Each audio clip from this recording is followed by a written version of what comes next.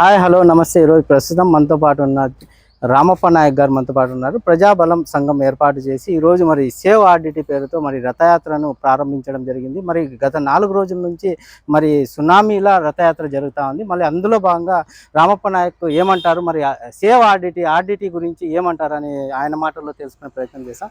చెప్పండి అన్న, ఈరోజు మరి ఆర్డిటీ గురించి మీరు ఈ రథయాత్ర కార్యక్రమం చేస్తూ ఉన్నారు. మరి ఏ విధంగా పోతా ఉంది, మరి ప్రజల్లో మీరు పోతున్నప్పుడు ఎలా ఉంది స్పందన? ఇప్పటి వరకు అయితే మేము రథయాత్ర ప్రారంభించి 4 రోజులు అవుతా ఉంది. కానీ ఎక్కడ చూసినా కూడా, ఏ పల్లెల్లో ఏ గ్రామాల్లో చూసుకున్నా కూడా ఆర్డిటీ యొక్క సేవలు చేసినటువంటి సేవల నుంచి కూడా గొప్ప రెస్పాన్సిబిలిటీ వస్తుంది. అలాగే ప్రజలు ఎంతగానో ఆదరించినటువంటి ఆర్డిటీ ఫెరార్ గారి సంస్థ అంటేనే ప్రజలకి ఎంతో ఇష్టమైన దేవులా భావిస్తూ ఇక్కడ మాకు ప్రతి ఒక్క చోట స్పందన లభిస్తూనే ఉంది. మరి వచ్చేసి ఎక్కడైతే నియోజకవర్గాలు వెళ్తున్నామో అక్కడ ఉన్నటువంటి కొంతమంది రాజకీయ నాయకులు సైతం, కుల సంఘం నాయకులు, విద్యార్థి సంఘాలు, మహిళా సంఘాల వాళ్ళు కూడా వాళ్ళ వంతుగా ఆర్డిటీ యొక్క రథయాత్రలో పాల్గొని వాళ్ళు కూడా సంపూర్ణ మద్దతు తెలపడం మాకు చాలా సంతోషకరంగా భావిస్తున్నాం. అయితే మరి ఆర్డిటీ ఎఫ్సిఆర్ఏ ఈరోజు రెన్యువల్ పరిస్థితి చాలా రోజుల నుంచి జరుగుతున్న పరిస్థితి. మరి దీనిపైన మరి ప్రజాప్రతినిధులు ఎందుకు స్పందించడం లేదంటారు? మరి నేను అడుగుతా ఉన్నా, ఇవాళ ఉమ్మడి అనంతపురం జిల్లాలో ఉన్నటువంటి ఉద్యమాలు ఎంతో మంది చేస్తున్నారు నాయకులు. అలాంటి నాయకులు సైతం ఉద్యమాలు చేస్తామంటే వాళ్ళు చల్లార్చే విధంగా ఉమ్మడి అనంతపురం జిల్లాలో ఉన్నటువంటి ఎమ్మెల్యేలు, ఎంపీలు సైతం మేము ఢిల్లీకి వెళ్ళాం. అమిత్ షా గారితో మాట్లాడమని గతంలో కూడా ఒకసారి చెప్పడం జరిగింది. చెప్పి కల్లిబల్లి మాటలు చెప్పి ఉద్యమాలను చల్లార్చే విధంగా చేయడం ఇది ఎంతవరకు సమాజ న్యాయం అని కూడా నేను ఈ మీడియా ముఖంగా నేను ప్రశ్నిస్తాను కూటమి ప్రభుత్వంలో ఉన్నటువంటి ఎమ్మెల్యేలకి, ఎంపీలకి. మరి నిజంగా ఈ ఎమ్మెల్యేలు, ఎంపీలు ఎవరైతే ఢిల్లీకి వెళ్ళి అమిత్ షా గారితో మాట్లాడామంటున్నారో, మరి వెళ్ళిన తర్వాత మాట్లాడిన అంశం మీద మరి వచ్చిన తర్వాత మీడియా ముఖంగా బహిరంగ ఎందుకు పెట్టి మాట్లాడలేకపోతున్నారు అనేది ఇక్కడ ఉన్నటువంటి ఉమ్మడి అనంతపురం జిల్లా ప్రజల అనుమానం వ్యక్తమవుతోంది. మరి ఆర్డిటీ సేవలు మరి నిలిపినాయి కొన్ని చోట్ల.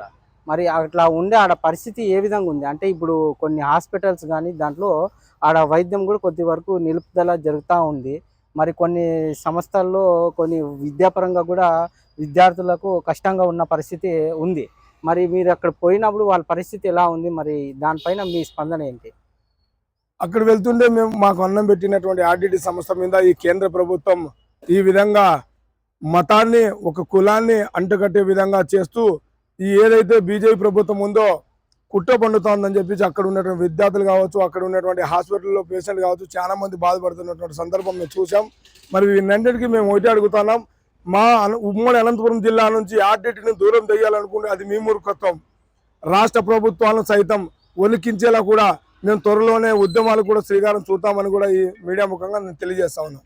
అంటే ఇప్పుడు ఆర్డిటీ సేవలు ఎక్కడెక్కడ ఎక్కువగా ఏ ప్రాంతాల్లో విస్తరించినాయి? మన అనంతపురం జిల్లా చూసుకున్నట్లయితే ఎక్కడెక్కడ మీరు తిరుగుతూ ఉన్నారు కాబట్టి ఆ ప్రాంతాలు ఆడ అభివృద్ధి ఏ విధంగా ఉంది అక్కడ మీరు కూడా ఏం చేస్తారు? మేము గత 4 రోజుల నుంచి 31 మండలం 6 నియోజకవర్గాలు తిరగడం జరిగింది. 6 నియోజకవర్గాల్లో 31 మండలంలో తిరగడం చూస్తూ ఉంటే అక్కడ ఉన్నటువంటి విన్సెంట్ ఫెరార్ గారు గతంలో పెట్టినటువంటి ఆర్డిటీ సంస్థ అంచెలంచెలుగా ఎదిగి వాళ్ళ గుండెలో ఒక వెలుగును నింపిటువంటి మా దేవుడని చెప్పి కూడా ఇవాళ మా దగ్గరకు వచ్చి మాట్లాడుతూ ఉన్నారు అన్ని నియోజకవర్గాల్లో.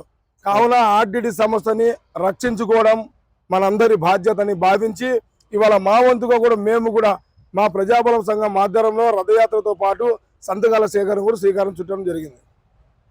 చూశారు కదండి, ఇది పరిస్థితి. మరి ఆర్డిటీ చేసిన సేవలు, మరి అలాంటి వ్యక్తి ఫాదర్ విన్సెంట్ ఫెరార్ ఫోటో పెట్టి దేవుడిగా పూజించే వ్యక్తి ఈరోజు ఆర్డిటీ సంస్థకు ఇలాంటి కష్టం రావడం చాలా దురదృష్టకరం. మరి ఆర్డిటీ గురించి, మరి ఎఫ్సిఆర్ఏ రెన్యువల్ గురించి, మరి ప్రజాబలం సంఘం ఆధ్వర్యంలో ఈరోజు రథయాత్ర పేరు సంతకాల సేకరణ, మరి ఇటువంటి మంచి కార్యక్రమం చేస్తున్నారు. మరి దీనికి మద్దతుగా కూడా D3 న్యూస్ ఈరోజు ఈ వీడియో చేయడం జరిగింది. మరింత సమాచారం కోసం D3 న్యూస్ని సబ్స్క్రైబ్ చేసి చూస్తూనే ఉండండి. D3 news Anantapuram.